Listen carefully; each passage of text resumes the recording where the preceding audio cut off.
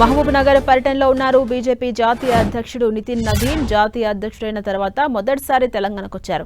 Telangana municipal ఎన్నికల ప్రచారంలో భాగంగా మహబూబ్నగర్లో నిర్వహిస్తున్న బీజేపీ విజయ సంకల్ప సమ్మేళనంలో పాల్గొంటున్నారు. ఏకంగా జాతీయ అధ్యక్షుడే ప్రచారానికి రావడంతో తెలంగాణ బీజేపీ శ్రేణుల్లో నూతన ఉత్సాహం కనిపిస్తోంది. ప్రస్తుతం కేంద్ర మంత్రి కిషన్ రెడ్డి మాట్లాడుతున్నారు. లైవ్ చూద్దాం. కమలంకు జెండా ఆశీర్వదించాలని, నరేంద్ర మోడీ గారు ఆశీర్వదించాలని, నితిన్ నబీన్ గారు ఆశీర్వదించాలని, భారతీయ జనతా పార్టీ అభ్యర్థులను ఆశీర్వదించాలని కోరుకుంటూ సెలవు తీసుకుంటున్నాను. భారత్ మాతాకి, భారత్ మాతాకి. భారతీయ జనతా పార్టీ రాష్ట్ర అధ్యక్షులు రామచంద్ర గారిని మాట్లాడాల్సి కోరుతాం.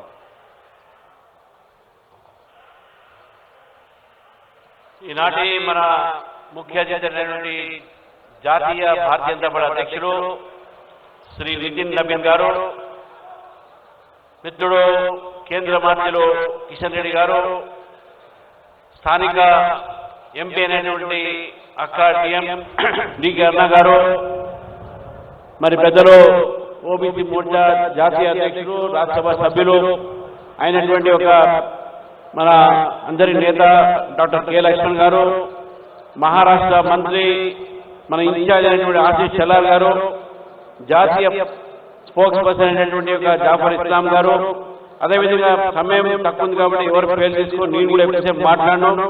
ఎందుకంటే తరచుగా నేను వస్తుంటాను కాబట్టి మళ్ళీ మా అందరం కూడా కార్యకర్తలు కలవడానికి అవకాశాలు ఉంటాయి.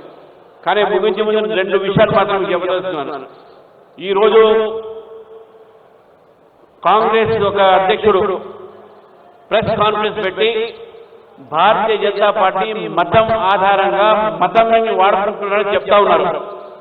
బైసాలో మత ప్రచారం చేస్తున్నారు, మతం మీద ప్రచారం చేసి చెప్తా ఉన్నారు. నేను కాంగ్రెస్ పార్టీ యొక్క అధ్యక్షుడు అడుగుతా ఉన్నాను, మీ ముఖ్యమంత్రినే ఈరోజు మా రాష్ట్రంలో తెలంగాణలో మత రాజకీయాలు చేస్తుంది మీ ముఖ్యమంత్రి. జూబ్లీ హిల్స్ లో ఏం మాట్లాడారో ఒకసారి గుర్తుపెట్టుకోండి. Congress is Muslim, Muslim is Congress అన్న మాట ఎవరు మీ ముఖ్యమంత్రి కాదా అని అడుగుతా ఉన్నాను. ఈరోజు మన రాష్ట్రంలో అనేక దేవాలయాలను కూలగొడితే ఈ కాంగ్రెస్ పార్టీ మాట్లాడకుండా విచ్చలవిడిగా వాళ్ళు వదిలేస్తే భారతీయ జనతా పార్టీ మాట్లాడితే మతోన్వాదులు మేమవుతామా, లేకుంటే ఆ పని చేసినటువంటి ఒక వ్యక్తులకు ఆశ్రయ ఇచ్చేటటువంటి మీరు మతోన్వాదులు అవుతారని చెప్తా అడుగుతా ఉన్నాను. మిత్రులారా, ఈరోజు నల్గొండ జిల్లాలో ముఖ్యమంత్రి రేవంత్ రెడ్డి గారు సభ పెట్టారు. మరి సభ పెడితే మీరు పెట్టుకోండి, మనం కూడా ఇక్కడ పెట్టుకున్నాం. కానీ సభ పెడితే భారతీయ జనతా పార్టీ కార్యకర్తల్ని హౌస్ అరెస్ట్ చేయడం జరిగింది. ఇది ఎక్కడ ప్రభుత్వం అడుగుతా ఉన్నారు? మీ మీటింగ్ పెట్టుకోవడానికి బీజేపీతో భయం ఏంటి అని అడుగుతున్నాను. బీజేపీ అంటే కాంగ్రెస్ కు భయం అనే విషయాన్ని తెలుసుకోవాలి మిత్రులారా మీరు. అందుకే బీజేపీని అణచివేసే ప్రయత్నం చేస్తా ఉన్నారు. వీళ్ళకు రాజకీయ దురహంకారం పెరిగింది. నిన్న అన్నాడు 90% మున్సిపాలిటీలు మేము గెలుస్తామని. ఇదే రాజకీయ దురహంకారం బీఆర్ఎస్ పార్టీని మళ్ళీ ఫామ్ హౌస్ పంపించింది. ఆ రోజు బీఆర్ఎస్ నేతలు ఇట్లా అన్నారు, కారు 16 మా సారు అన్నారు.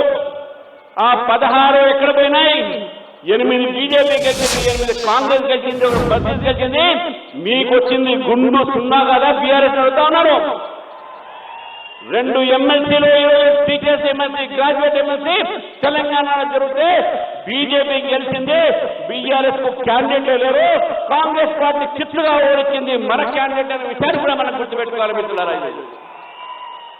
ఈ రోజు మనం చూస్తా ఉన్నాం, మనం జరిగినటువంటి ఒక ఏవైతే గ్రామ పంచాయతీ ఎన్నికల్లో భారతీయ జనతా పార్టీకు మేము పోటీ చేసింది 5,000 అయితే మనం 1000 దాకా సర్పంచులు గెలిచిన విషయాన్ని కూడా గుర్తుపెట్టుకోవాలి. 10,000 మంది వార్డు మెంబర్లు గెలిచినాము, 1,200 ఉప సర్పంచులు గెలిచినాము. భారతీయ జనతా పార్టీ పెరుగుతుందానికి ఇక వేరే నిదర్శన అవసరం లేదు. ఈరోజు బీఆర్ఎస్ పార్టీ బీజేపీతో భయపడతా ఉంది, కాంగ్రెస్ పార్టీ బీజేపీతో భయపడతా ఉంది. నాకు పూర్తి నమ్మకం ఉన్నది, ఈ రోజు భారతీయ జనతా పార్టీ తెలంగాణలో మున్సిపాలిటీస్ లో భారతీయ జనతా పార్టీ యొక్క ఫలితాలు మంచిగా వస్తాయి, అనేకమైన సీట్లు మనం గెలుస్తాము. కాంగ్రెస్ బీఆర్ఎస్ రెండు పార్టీలు కూడా తెలంగాణ ప్రజలు బుద్ధి చెప్తారనే విషయాన్ని గుర్తుపెట్టుకోవాలి. చివరికి ఒక మాట చెప్తా ఉన్నాను, మన వికసిత భారత బడ్జెట్ మనం తీసుకొచ్చినాం. వీళ్ళు అడుగుతా ఉన్నారు మీరు ఏం చేశారని, తెలంగాణకి ఏమి ఇచ్చారని. ఇంతకుముందు కిషన్ రెడ్డి గారు చెప్పారు తెలంగాణకి ఏమి ఇచ్చినామని.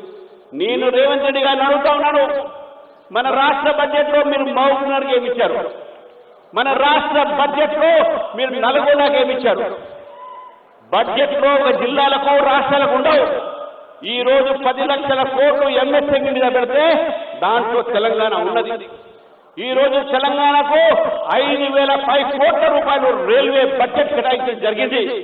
మరి మీరు ఆర్టీసీ ఎన్ని కేటాయించారో కూడా అడుగుతా ఉన్నాను. ఈరోజు ప్రగతి ఒక రాష్ట్రంలో మానభంగాలు జరుగుతూ ఉన్నాయి, దొంగతనాలు జరుగుతూ ఉన్నాయి.